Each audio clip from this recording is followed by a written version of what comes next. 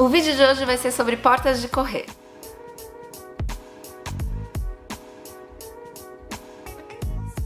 Bateu recorde, gente, eu nunca tinha recebido tantas perguntas com o mesmo tema, aliás, com a mesma dúvida, né? Dúvidas relacionadas às portas de correr em geral. Sempre que você quiser me fazer uma pergunta, não esquece de colocar aquela hashtag trocando ideia nos meus vídeos ou nos vídeos do Esquadrão de Senza, da Paloma Cipriano, do Wesley, do Pulo do Gato da Construção e do Leandro Felipe. Uma das perguntas que eu achei mais curiosa foi da Ragners. Ou do Ragners. Me perguntou se portas de correr deixa alguma brecha. Sabe aquela brechinha que fica embaixo das portas convencionais? Porque sim, né? Você precisa ali ter um espacinho mínimo para conseguir movimentar a sua porta. Mesmo a porta de abrir, eu tô falando. Esse mesmo espacinho é também deixado na porta de correr. Na lateral, que eu tenho quase certeza que essa é a dúvida dele, também pode ser que fique. Se a sua porta de correr não tiver um batedor. Batedor é como se fosse o batente da porta, só que não. Gente, tem uma porta aqui amarela do meu lado que é a porta de correr. Deixa eu mostrar o que é um batedor de porta de correr. Ó, eu vou filmar com a GoPro. Não é um batente convencional, como as portas convencionais de abrir. Eu coloco só um pedacinho ali na parede onde a porta vai encostar, formando um uzinho. Assim a porta encaixa perfeitamente nesse espaço e não deixa essa brechinha que ele tá me perguntando aqui. Agora, do outro lado, se sua porta de correr não for embutida, sim, vai ficar uma brecha ali sim, e aí pela acústica, essa brecha pode incomodar um pouquinho. Deixa eu mostrar aqui. Quer ver? Olha só, essa é a minha porta de correr amarela, que divide aqui a sala dos quartos lá dentro. Este puxador aqui, ó, era da minha avó, coisa mais linda, né? Este daqui, que é o batedor em U, tá vendo que eu acabei de comentar? Porque aqui a gente tinha uma parede, olha, a gente tinha uma parede reta, aqui não tinha porta, então eu coloquei este uzinho aqui pra porta encaixar aqui no meio. Ó, deixa eu encaixar ela aqui pra vocês verem. E aí, o som, ele fica vedado, tá vendo? E esta é uma porta de correr embutida. Eu adoro essa foto, olha. E a Maria que me desenhou loira, gente, sempre, até uns 5 anos de idade. Bom, vamos lá. Aqui, ó, é uma porta de correr embutida, tá vendo? Ó, aqui eu tenho parede e aqui eu também tenho parede, já vou falar disso. E aqui é um trilho com um bandô, ó, isto aqui é um bandô. A próxima pergunta já vai fazer um link com o que eu tava mostrando ali, que é da Ark Daniele Mendes, que ela me perguntou como deixamos o encaixe das portas de correr na parede quando não queremos que ela apareça de nenhum dos lados. Quando queremos que ela entre no meio da parede. Amo seus projetos, obrigada. Exatamente isso que eu acabei de mostrar ali. Você tem várias alternativas para fazer isso, tá? Se você tiver uma parede maciça, por exemplo, você pode cavucar a parede e deixar só meio bloco. Ai, Patrícia, mas será que não vai ficar muito frágil? A parede não pode cair. Gente, você não vai fazer isso com uma parede de um bloco de 9 centímetros, tá? Faz com uma paredinha um pouco mais larga, 12 no mínimo. E aí você consegue deixar meio bloco, dar uma rebocada ali no meio mesmo, pra ficar aquilo mais firme. E essa outra metade que você tirou fora é exatamente a medida que você vai encaixar o seu trilho pra pôr a porta de correr. Se você quiser que ela fique escondida, porque tá, ela vai ficar, né, na mesma profundidade ali da parede, mas ela ainda não tá escondida, né? Ela vai estar correndo por aqui. Aí o que você pode fazer? Tem várias alternativas. Já existe uma caixa fechada de madeira com a porta de correr dentro. E aí você tira um pedaço da sua parede, põe essa caixa e fica fechado dos dois lados. É sensacional, mas é um pouco mais caro. Aquela primeira opção de você tirar um pedaço da parede e pôr o trilho, como eu tava dizendo, você pode fazer só um fechamento bem pequenininho de drywall na frente. A sua estrutura do drywall tem uma profundidade ali. Você pode usar a estrutura de lado para diminuir essa profundidade e aí sim conseguir fechar e deixar a sua porta de correr totalmente embutida na parede. Foi o que eu fiz aqui, ó. Aqui é drywall, tá vendo? No apartamento do Murilo, que eu fiz primeiro aquele passo a passo da obra, depois eu mostrei a casa toda, que era a lavanderia e cozinha dos sonhos, na parte dos quartos eu acabei cavucando um pedacinho da parede, embuti a porta, mas ao invés de fazer esse fechamento com drywall na frente, eu já coloquei a marcenaria, os armários ficaram ali na frente, então a porta de correr tá correndo ali atrás do armário dele. Aí já vou emendar com uma outra pergunta pergunta, eu não lembro quem foi que fez, mas eu lembro da pergunta, que ela tava preocupada com a manutenção desse trilho, dessa porta, quando fica ali embutida. Eu vou achar. A gente não achei. Mas juro que eu li a pergunta. Eu falei que eu recebi muitas perguntas desse assunto e eu deixei em ordem bonitinho, mas agora eu não tô achando. Bom, a manutenção, na verdade, não existe ali atrás do armário. O que você tem que fazer? Você tem que preparar a sua parede, que essa também era uma outra pergunta. Bom, a Mariana me perguntou como precisa preparar a parede para a porta de correr. Então eu já vou responder as duas juntas.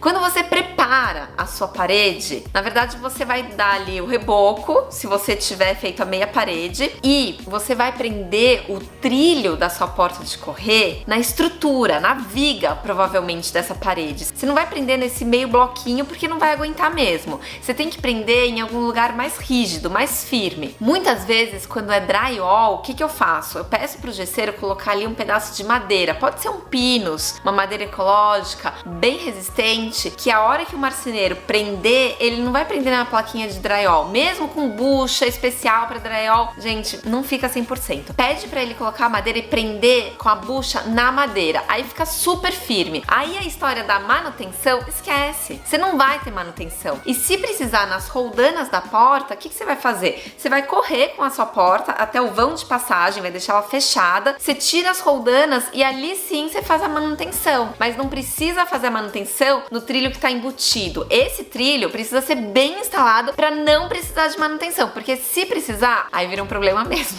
A Ilha do Rico, nossa, que nome engraçado, me perguntou o que eu achava de porta de correr na entrada, ou se eu só recomendava nas áreas internas. Olha só, geralmente o seu hall de entrada, ele é mais apertadinho, pelo menos assim os halls que eu vejo por aí. Para uma porta de correr, você precisa ter um espaço na lateral. Por quê? O mesmo vão que você tem ali, vamos considerar 90 centímetros de passagem da abertura da sua porta, você precisa ter do lado a mesma medida para sua porta correr. Muitas vezes a gente não tem isso num hall social. Ah, mas tem a parede da cozinha do lado, dá para cortar um pedacinho. Bom, beleza, então acho legal. Mas engraçado, me remete, mas é uma referência pessoal, tá? A projetos mais comerciais. Sabe quando você entra num consultório e tem ali as portas de correr ou numa loja? Residência, geralmente eu acho porta de abrir, aquela porta convencional, mais aconchegante. Porta pivotante eu acho bem bonito. Quem quiser que eu faça um vídeo sobre portas pivotantes ou portas diferentes, já me conta aqui embaixo. Mas pode ser uma ideia também, porta de correr. Não pode, tá? Camila Vico me perguntou como fica o rodapé com as portas de correr. Camila, nesse último vídeo que eu fiz da cozinha, que era uma cozinha com uma cuba de semi-encaixe, vou deixar aqui em cima pra quem não viu ir lá ver. E eu comento sobre isso. Geralmente eu coloco um pedacinho de rodapé embutido na parede. Sim, você dá uma cavucada na parede e deixa o seu rodapé literalmente embutido ali, tá? A massa corrida fica nivelada com o rodapé, porque a hora que você abre a sua porta, não corre o risco de bater no rodapé, porque entre a parede e a porta de correr, gente, muitas vezes tem menos de 2 centímetros e é mais ou menos a profundidade do seu rodapé. Já vi muita porta de correr por aí arranhada na parte de baixo porque bate no rodapé. Ou, se você não quer cavucar sua parede, sua casa tá pronta, não quer fazer obra, corta o pedaço de rodapé que tá atrás da porta e pede pro marceneiro fazer na mesma altura do seu rodapé só uma chapinha coladinha, ou ele pode até cortar o rodapé no meio, tira, sabe, metade do rodapé, literalmente, ele vai cortar na profundidade. E aí seu rodapé vai ficar menos profundo. Ou uma chapinha, como eu tava falando, assim, de 4 milímetros, branquinha, fica ótimo. Nossa, essa pergunta é muito boa. Camafeu, ele me perguntou como funciona o sistema de portas de correr com o trilho embutido no forro. Sabe o que eu acabei de falar? Que você precisa colocar um reforço no seu drywall com uma placa de madeira para prender o trilho? Isso também vai acontecer no forro. Você precisa colocar ali alguma, pode ser a própria estrutura do forro, sabe? O perfilado de zinco. Você coloca uns 2, 3 juntos e faz uma amarração mais forte pro marceneiro ter ali uma estrutura onde ele possa prender o trilho. Mas muitas vezes eu prefiro prender o meu trilho direto na laje. Isso vai depender muito do tamanho da sua porta, do peso da sua porta, mas o ideal é isso. Você prende na laje, faz um recorte no seu forro e o seu forro encosta, quase encosta, na porta de correr de um lado e do outro lado também. Mas o trilho tá firme ali na laje, não tem erro. Tadeu Werba, também sua pergunta é sensacional. Ele diz que ele é design de interiores e tem pânico quando os clientes perguntam de porta de correr por conta da manutenção, a passagem de fios, como que faz ali pra limpar, enfim. Não tem muito como limpar, gente, nesse sanduíche que fica aqui da porta de correr mesmo. Assim, sei lá, enfia um aspirador aqui no cantinho, mas sobra um espaço muito pequenininho. Vai ser difícil acumular sujeira ali se você tem uma manutenção diária. Agora, a passagem de fios, isso é super importante. Eu já vi projeto de iluminação e de elétrica que coloca caixinha nessa paredinha de drywall onde a porta de correr tá passando por trás. Se essa parede tiver uma profundidade boa, suficiente para você embutir a caixinha, sem problemas. Muitas vezes não tem. E aí corre o risco da sua caixinha dar ruim ali com a sua porta de correr. Evita, tá? Ou pensa nessa profundidade. Agora, passagem de fios para televisão com uma porta de correr ali atrás de um painel, de uma televisão, dá certo sim. O que você faz? Você não precisa centralizar a caixinha do ponto da antena e da tomada exatamente no centro ali da sua televisão. Ó, minha televisão. Você não precisa centralizar a caixinha aqui. Você pode jogar um pouquinho pro lado, porque a sua televisão vai esconder essa caixinha. E aí a sua porta de correr que tá ocupando ali embutida na parede mais da metade da sua televisão aqui por trás, não vai pegar na caixinha. Deu pra entender? Fazer um croquisinho e postar lá no stories do meu Instagram pra explicar melhor. Aliás, vou mostrar isso numa obra, gente. Tem uma obra perfeita que vai mostrar isso. Mas funciona assim, tá? É só você deslocar, calcular a largura da sua porta, correndo atrás da sua televisão e deixar a caixinha do lado. Acabou. O Rafael me fez uma pergunta ótima. Se eu respeito a altura de 2,10, igual às outras portas do ambiente, e se é melhor fazer de madeira maciça ou pode ser outro tipo de madeira. Geralmente, portas de correr eu faço de madeira maciça sim. Por quê? A gente coloca, além do trilho, na parte de cima com as roldanas, eu também coloco um trilho embaixo. Muita gente me perguntou sobre trilho no piso. Eu não coloco trilho no piso. O que eu coloco? É um trilho na porta. Então eu viro a porta de cabeça para baixo, faço ali uma cava, coloca como se fosse um perfil U que a gente embute ali na porta, e no piso a gente só coloca um pino. Se chama pino guia, aonde a sua porta de correr vai ficar presa ali. Para quê? Para não acontecer isso, ó. Este balanço com a porta de correr. Por quê? Você imagina a sua porta super presinha em cima e solta embaixo. Ela vai ficar balançando. A hora que você põe um pino aqui embaixo, ela fica correndo só em cima desse trilho. Então ela não corre esse risco de balançar. E para isso tudo, a porta maciça acaba sendo melhor. Quanto à altura, olha, não tem muita regra não, sabia? Eu gosto de fazer umas portas de correr grandonas, assim, com uns 2,5 metros, fugir um pouco dos 2,10 padrão do ambiente. Me perguntaram quais portas de correr são mais seguras. Diz pelo trilho, aquelas com roldanas aparentes ou um trilho convencional? Olha só, aquela com roldana, ela é super segura sim. Mas se você pegar a porta e der uma levantada, a roldana vai se soltar do trilho sim, tá? Mas ela é super segura, tanto quanto as outras. Agora, você tá falando de segurança mesmo assim, né? Contra furto, a outra que tem um trilho embutido com aquela roldana acaba sendo mais segura. Por quê? Geralmente tem um bandô na frente que esconde esse trilho. E essa roldana, lá dentro desse bandô, dentro desse trilho, ela é parafusada. Então, pra pessoa roubar esse ambiente, ela teria que arrancar o bandô, tirar a porta ali, desaparafusar tudo pra conseguir tirar a roldana, pra conseguir tirar a porta. É mais complicadinho. Então, a roldana aparente vai ser um pouco menos segura do que a roldana no trilho embutido. Perguntaram também sobre puxadores.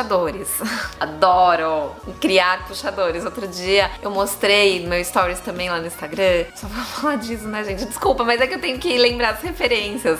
Eu tava fazendo as portas de correr dessa casa que eu fiz todas as portas de madeira e vidro, umas portas enormes, sabe? Junto com aquela escada de madeira. E aí eu mostrei lá a gente cavando o puxador da porta. Lembra dessas portas aqui? Hoje a gente tá colocando as fechaduras e fazendo os puxadores. Quer ver? Vai ser uma cava que a gente vai fazer aqui na própria madeira.